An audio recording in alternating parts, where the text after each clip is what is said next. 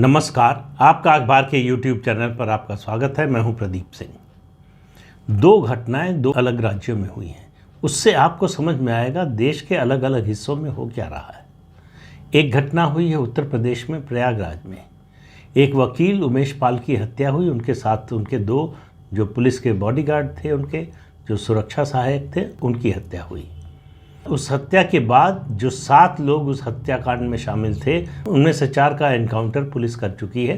Police मुठभेड़ में ही मारे जा चुके हैं। एक गैंगस्टर, एक माफिया, और ये सब अतीक अहमद जो गैंगस्टर है, माफिया है, उसके इशारे पर हो रहा था। उसके परिवार के और उसके गुट के लोगों ने किया। उनके खिलाफ ये एक्शन हुआ, कानून ने इस तरह से काम किया। दूसरा दृश्य है पश्चिम बंगाल का। पश्चिम बंगाल के दक्षिणी दिनाजपुर जिले के बालूरघाट का। वहाँ 3 आदिवासी महिलाओं के साथ जो कुछ हुआ, 3 आदिवासी महिलाओं को इस बात की सज़ा दी गई कि उन्होंने भारतीय जनता पार्टी की सदस्यता ली 6 अप्रैल को, और उसके 3 दिन बाद ये घटना हुई। देश में आदिवासी समाज की महिला राष्ट्रपति हैं देश की। आदिवासी समाज के उत्थान के लिए समय समय पर सरकारें, सभी सरकारें काम करती रही हैं। आदिवासी समाज के विकास के लिए काम होता रहा है, उनके सामाजिक उत्थान के लिए काम होता रहा है। लेकिन जिस तरह का दृश्य देखने को मिला पश्चिम बंगाल में, इन तीनों महिलाओं से दंडवत परिक्रमा कराई गई, यानी घुटने के बल रेंगते हुए इनसे कहा गया कि तृणमूल कांग्रेस के दफ्तर तक आओ। और ये तीनों महिलाएं रेंगते हुए, घुटने के बल, दंडवत करते हुए टीएमसी के दफ्तर जा रही है। अब इसकी फ़ोटो खींच गई, फ़ोटो वायरल हो गई, तृणमूल कांग्रेस पर दबाव बन गया। तो तृणमूल कांग्रेस ने उनकी वहाँ जो उस जिले की महिला तृणमूल कांग्रेस की अध्यक्ष थी प्रदीप्ता चक्रवर्ती, उनको हटा दिया। बस जिन महिलाओं के साथ घटना हुई उसमें से एक हैं शिवली मर्दी, उनके पति हैं राजेन। तो शिवली और राजेन का जो घर है वहाँ से सिर्फ 20 मीटर, किलोमीटर नहीं, 20 मीटर की दूरी पर टेम्परेरी पुलिस स्टेशन है, लेकिन पुलिस ने कोई एक्शन नहीं लिया। अब आप देखिए उसके बाद किस तरह से खेल शुरू हुआ। राजन पर उसने कहा कि मुझ पर तृणमूल कांग्रेस के ऊपर के नेताओं का दबाव है। इन तीनों महिलाओं से कहलवाया गया कि उन्होंने कभी बीजेपी ज्वाइन नहीं की। उसने कहा कि हम लोग क्रिश्चियन हैं, हम लोग भला बीजेपी कैसे ज्वाइन कर सकते हैं। अब देखिए किस तरह की बातें हो रही हैं। और उसके बाद उसने कहा कि मैं इससे ज़्यादा आपको कुछ बता नहीं सकता, मीडिया से उसने सिर्फ इतनी बात कही। और उसके बाद से खेल शुरू हुआ तृणमूल कांग्रेस का। तृणमूल कांग्रेस ने कहा कि ये लोग कभी भारतीय जनता पार्टी के सदस्य बने ही नहीं थे।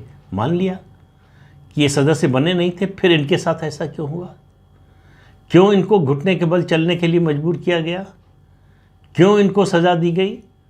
तृणमूल कांग्रेस के ही स्थानीय नेता कह रहे हैं कि इन्होंने जो पाप किया भारतीय जनता पार्टी की सदस्यता लेने का, उसके प्रायश्चित के रूप में इनसे ये काम करवाया गया।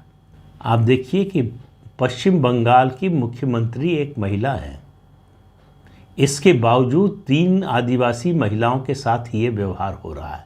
तो जो राहुल गांधी ऑक्सफोर्ड में बोल कर आए थे कि भारत में जनतंत्र खत्म हो गया है, तो उनको शायद पता नहीं है भारत में नहीं, पश्चिम बंगाल में खत्म हो गया है। लेकिन राहुल गांधी को ये दिखाई नहीं देगा, क्योंकि उनके नैरेटिव में ये फिट नहीं बैठता। और आजकल तो और ज़्यादा नहीं, क्योंकि उनको साथ की ज़रूरत है विपक्ष के। तृणमूल कांग्रेस को भी साथ लाना है। तो ऐसे में तृणमूल कांग्रेस और पश्चिम बंगाल की सरकार के खिलाफ बोलने का तो सवाल ही नहीं उठता। तो आप देखिए अभी तक मुख्यमंत्री ममता बनर्जी की ओर से कोई पुलिस कार्रवाई का निर्देश नहीं आया है। किसी अदालत की ओर से स्वतः संज्ञान लेकर कार्रवाई का निर्देश नहीं आया है। जब तक मैं ये वीडियो बना रहा हूँ तब तक की बात कर रहा हूँ, उसके बाद कुछ हो जाए तो मुझे मालूम नहीं। लेकिन आप इससे अंदाज़ा लगाइए कि इस देश में 21वीं शताब्दी में क्या स्थिति है आदिवासी समाज की, उनके साथ किस तरह का व्यवहार होता है। क्या डेमोक्रेसी ऐसे चलेगी कि किसी पार्टी का सदस्य बनने पर उसको सज़ा दी जाएगी? और हमने देखा है ये इससे बड़ी सज़ा लोगों को मिलते हुए देखा है। 2021 के विधानसभा चुनाव के बाद, जीतने के बाद जिस तरह से तृणमूल कांग्रेस ने हिंसा की, भाजपा समर्थकों कार्यकर्ताओं के घर जला दिए, उनकी हत्या कर दी, महिलाओं के साथ बलात्कार हुआ, भागकर असम में हज़ारों लोगों को शरण लेनी पड़ी। हाई कोर्ट ने इंटरवीन किया, सुप्रीम कोर्ट ने मदद की, तब जांच हो रही है, सीबीआई की जांच हो रही है। उस सीबीआई की जांच को भी हर कदम पर रोकने की कोशिश हो रही है।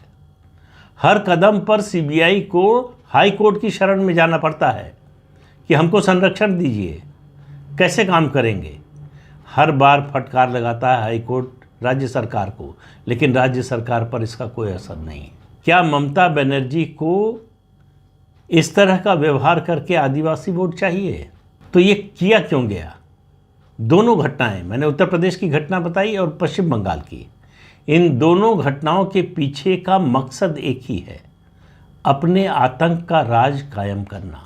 उमेश पाल और उनके जो सुरक्षाकर्मी थे दो, उनकी हत्या इसलिए की गई कि पुलिस पर आतंक हो, किसका? गैंगस्टर का, माफिया का, कि हमारे खिलाफ कुछ मत करना, हमारे खिलाफ जो गवाही देता है उसके साथ हम ये करते हैं। और जो योजना बनी थी उसमें ये योजना का हिस्सा था कि पहले जो पुलिस के सुरक्षाकर्मी हैं उनको मारा जाना है, जिससे वो रिटेलिएट न कर सके, जवाबी फायरिंग न कर सके। तो ये हिम्मत योगी आदित्यनाथ की सरकार के समय अगर माफिया में आ सकती है तो आप समझिए कि उनका दिमाग कितना खराब हो चुका था। उनके दुस्साहस की आप कल्पना कीजिए। और पश्चिम बंगाल में जो हो रहा है, अगर उन्होंने भाजपा की सदस्यता ली थी तब भी और नहीं ली थी तब भी, दोनों हालत में जो किया गया उन 3 महिलाओं के साथ, उसको किसी तरह से जस्टिफाई नहीं किया जा सकता। उसकी जितनी हो सके उतनी निंदा की जानी चाहिए। महिला, आदिवासी, गरीब, इन तीनों पर एक साथ हमला, एक साथ सबक सिखाने की कोशिश कि हमारे खिलाफ जाओगे, हमारे विरोधी के साथ जाओगे तो तुम्हारे साथ ही ये होगा। ये डेमोक्रेसी का कौन सा नया स्वरूप है? और ममता बनर्जी देश की प्रधानमंत्री बनना चाहती हैं। ऐसी ही नेताओं और ऐसी ही पार्टियों को लेकर विपक्ष की एकता हो रही है कि मोदी को हटाना है और इनको लाना है।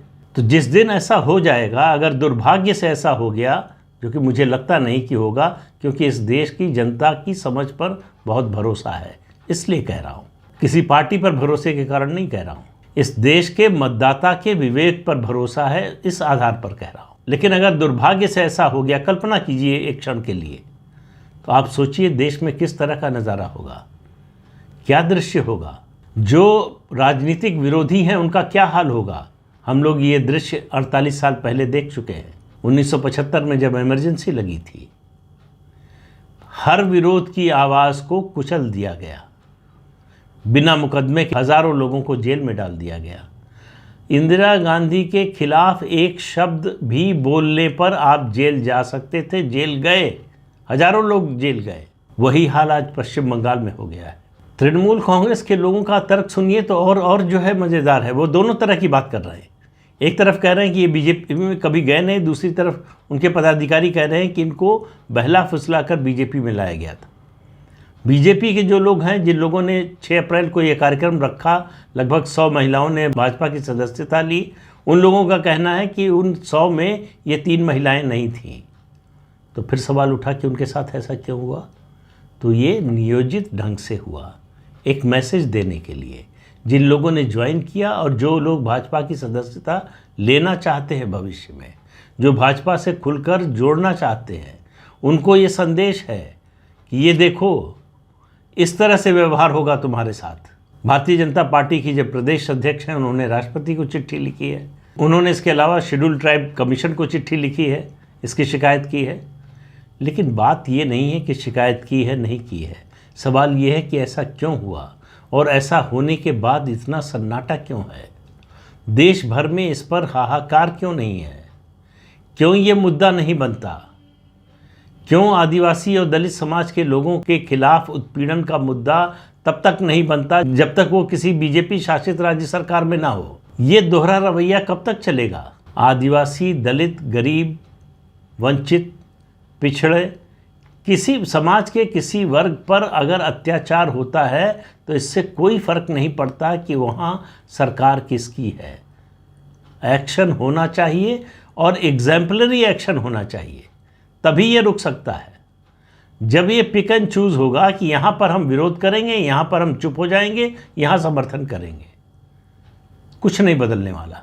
पश्चिम बंगाल लगातार अराजकता की ओर बढ़ रहा है। हालांकि बहुत से लोगों का मानना है कि बढ़ नहीं रहा है, अराजकता में पूरी तरह डूब चुका है। जिस तरह से सरकार चला रही ममता बनर्जी, वहाँ कानून के राज की कोई गुंजाइश ही नहीं बची है। इतने मामलों में हाई कोर्ट जांच के आदेश दे रहा है, सीबीआई जांच के आदेश दे रहा है, जिसका मतलब है कि राज्य सरकार के तंत्र पर उसको भरोसा नहीं है। कोई एक बड़ा मामला हो, राज्य सरकार अगर खुद सीबीआई जांच की सिफारिश करे तो वो अलग मामला होता है, लेकिन इस तरह के मामलों में पश्चिम बंगाल में जितने मामलों की सीबीआई जांच चल रही है वो दो ही तरह के हैं, राजनीतिक अत्याचार, हिंसा और भ्रष्टाचार। ये है तृणमूल कांग्रेस की सरकार का हाल। और इसी तृणमूल कांग्रेस को साथ लाने के लिए तमाम पार्टियां बेचैन हैं। तो क्या अगर विपक्ष की सरकार बनी तो डेमोक्रेसी का पश्चिम बंगाल का मॉडल चलेगा? ये एक सवाल है जिसका जवाब इस देश के मतदाता जरूर पूछेंगे, जब अगर ये लोग सब साथ आ जाएंगे। अगर नहीं आएंगे तब भी पूछेंगे, पश्चिम बंगाल में पूछा जाएगा। जो लोग पश्चिम बंगाल में तृणमूल कांग्रेस का समर्थन करेंगे उनसे भी पूछा जाएगा। लेकिन मुझे लगता नहीं कि उनमें से किसी के पास इस सवाल का कोई जवाब है, सिवाय इसके कि सच्चाई से आंख मूंद लेने के, कि उन्हें कुछ दिखता ही नहीं, उनको पता ही नहीं कि ऐसा कुछ हो रहा है। ये तस्वीर तृणमूल कांग्रेस को और उसके समर्थकों को और उसका समर्थन करने वाले दलों को सालों साल जो है वो सताती रहेगी। उनकी अंतरात्मा उनको कोसती रहेगी। इसको कोई छोटी घटना मत समझिए। अगर इसको छोटी घटना समझकर नज़रअंदाज किया गया तो इससे बड़े हादसे के लिए तैयार रहिए। तो इस अंक में इतना ही। अगले अंक में फिर मिलेंगे किसी नए मुद्दे के साथ। तब तक के लिए अनुमति दीजिए। आपसे अनुरोध है कि चैनल देखिए, शेयर कीजिए, लाइक कीजिए और सब्सक्राइब ज़रूर कीजिए। नमस्कार।